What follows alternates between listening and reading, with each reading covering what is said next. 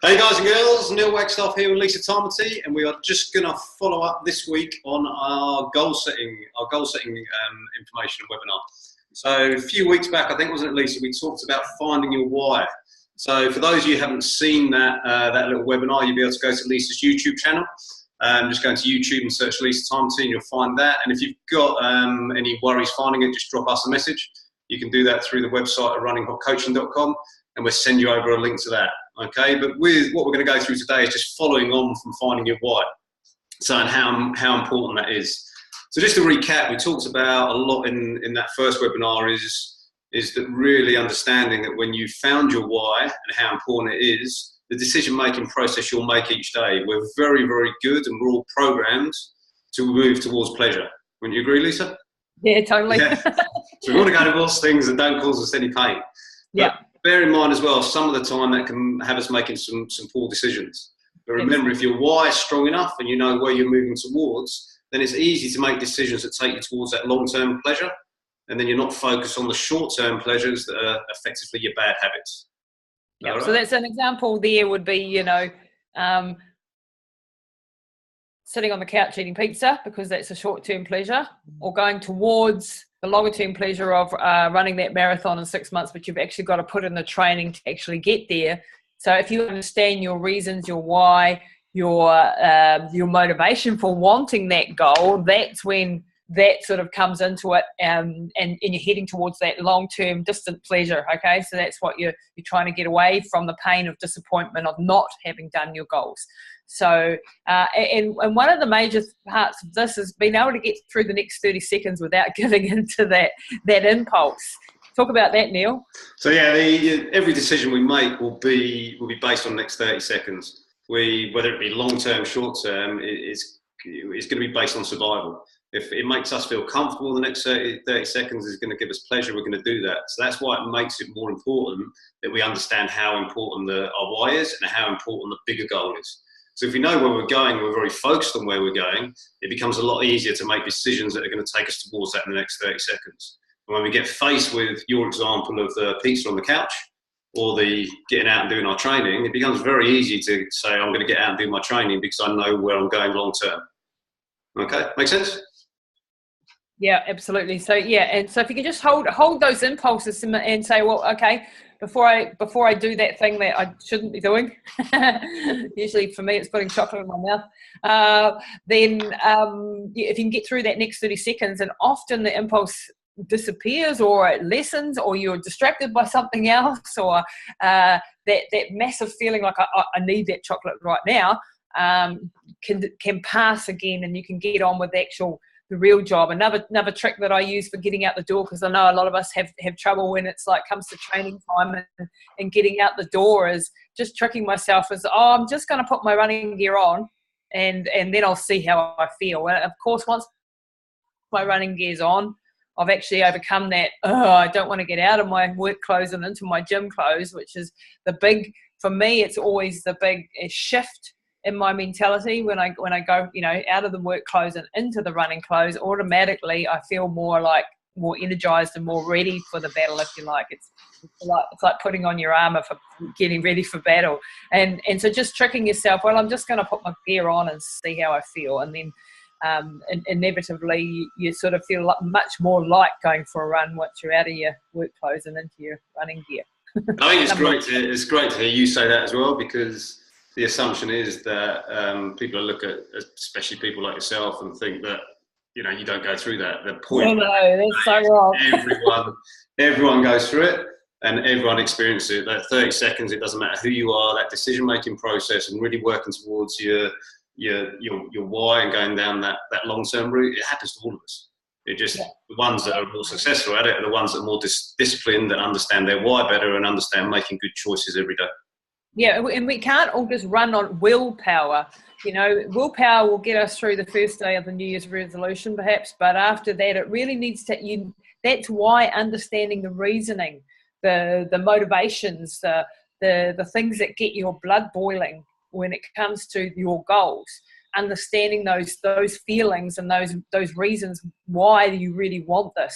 That's what's going to hold you over the long term and get you through the difficult phases. And often when we set a goal also, you know, we're all enthusiastic in the first, you know, week or so, and we're all excited and we're going to be doing this and we're going to do that. And then we go, yeah.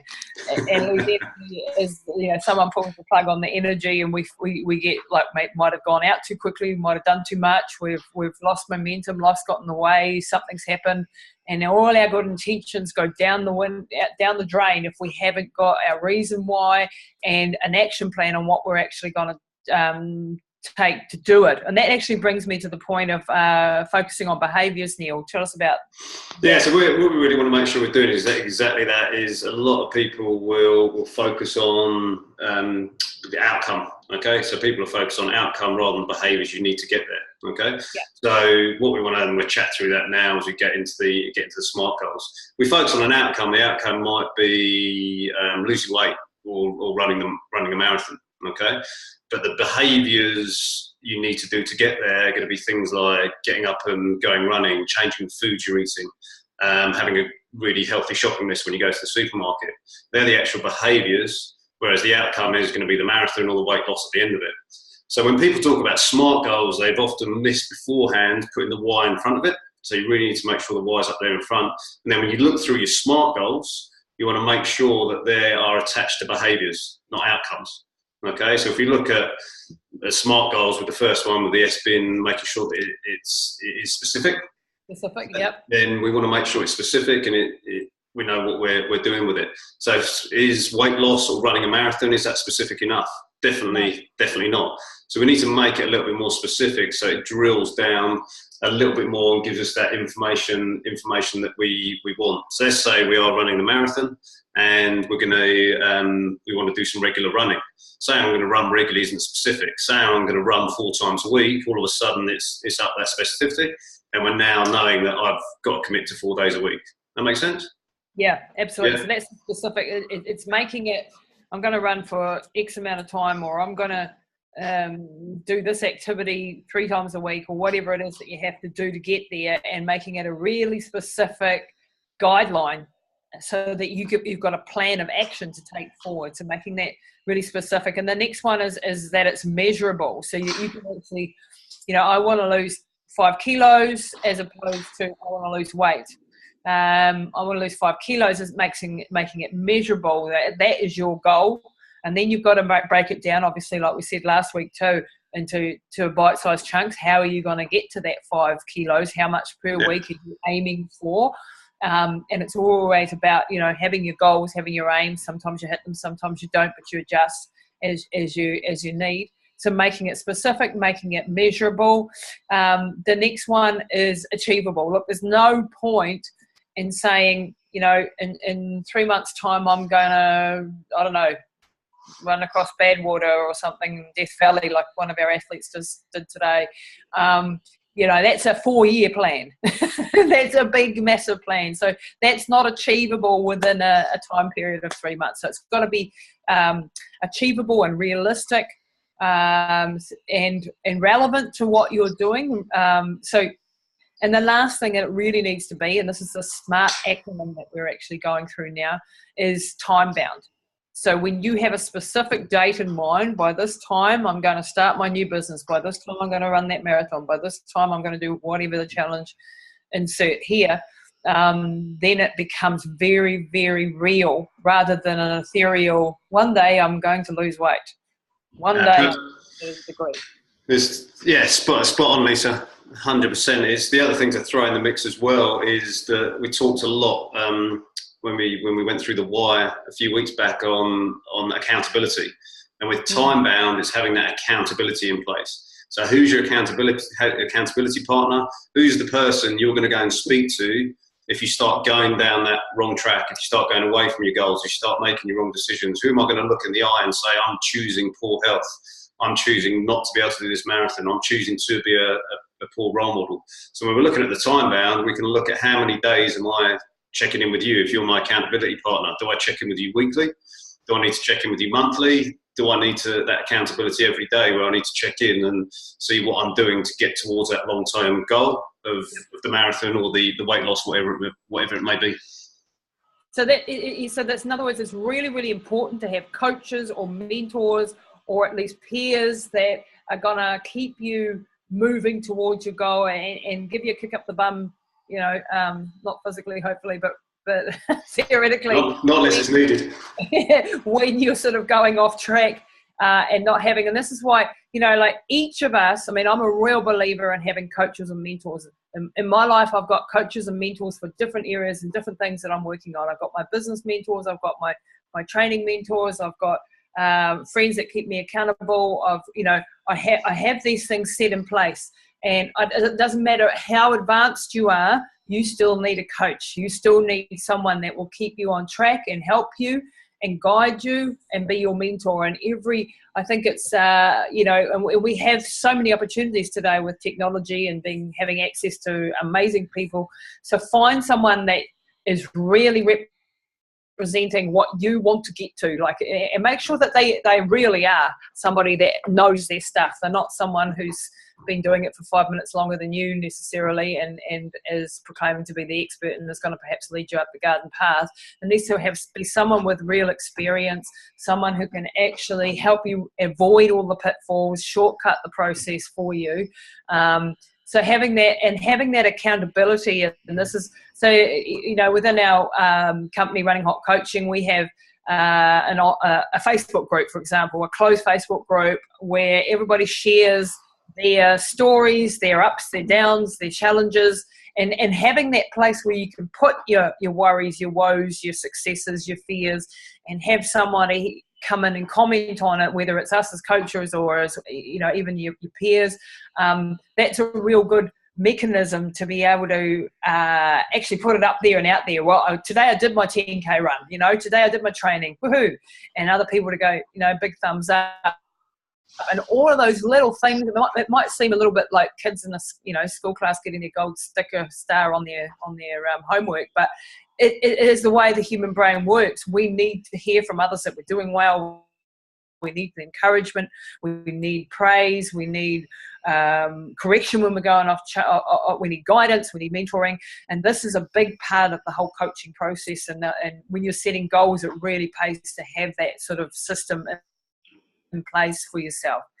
Doing it all on your own, yes, sometimes you'll make it and you'll get there anyway, but you'll often do this. I mean, Neil, how many years did I spend before I came to you, you know, in the early years of my running career, for example, where I did everything on my own. I lived in Austria. I didn't have a lot of friends. I was very much a self-motivator and so on, and I didn't have any guidance, and I reinvented the wheel 100 times. I did everything wrong, failed, got mega amount of injuries, you know, did everything wrong. And then when I came to Neil, and he actually went, right, oh my gosh, you know, what a mess you are, what amazing abilities you have though, so let's, you know, change things up, got me back on track, shortcutted the process for me and helped rebuild my body, because I'd smashed it to pieces because I'd done it all, you know, incorrectly, if you like.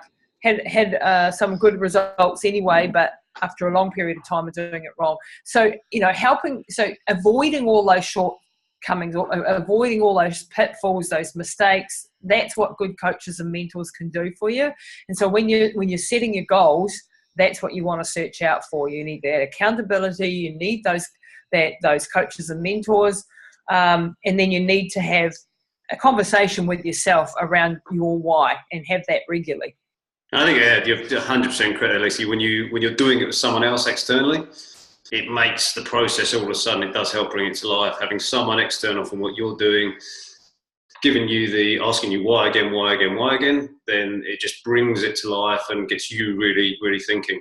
But just to sort of tie it all together, we've talked about the why, and as we said at the start of the webinar, is if you want to go back and review that, you can get it on Lisa's YouTube channel, or drop us a message through runninghotcoaching.com and we'll send you the link. Understand your why in that whole process. Once you've got that, you can then move into the SMART goals. Just make sure as you move into the SMART goals that you're focusing on behaviours. Okay, we're not focusing on the outcome. We need to know what the outcome is, but we're now focusing on behaviours, what we do each day. And if it's a struggle, if it's hard work, as Lisa said, get coaches involved, get mentors involved. We work with our own coaches. We've got our own mentors. We've got some that we share together. We've got some that we work with individually. We all need it to move forward to the next stage. So definitely, if you've got any questions, reach out, drop us an email, and we'll be able to help with that. Yeah, and that's what we do. Yeah, that's what we do is sort of every day at Running Hot Coaching is help people set their goals, help apply their plans. We have a very holistic way of training people, and we are in it for the long haul. We're not there to have you for 2 weeks as a client or 6 months as a client and then burn you out.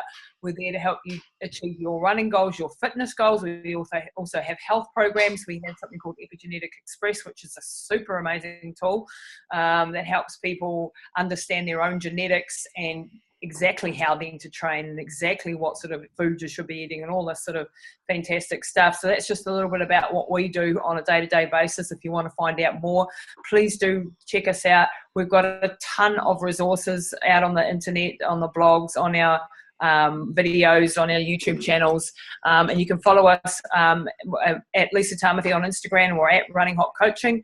And yeah, we're pretty easy to find. So hit us up, ask us your questions about your mindset challenges, about your running goals, about your fitness goals. If you're running into roadblocks, please let us know. We would love to try and help you. All right, guys and girls, we'll see you soon. Think smart, think big goals. See ya. Big, hairy, audacious ones. Hey, nice. Just like that, Lisa. See you, mate. Cheers.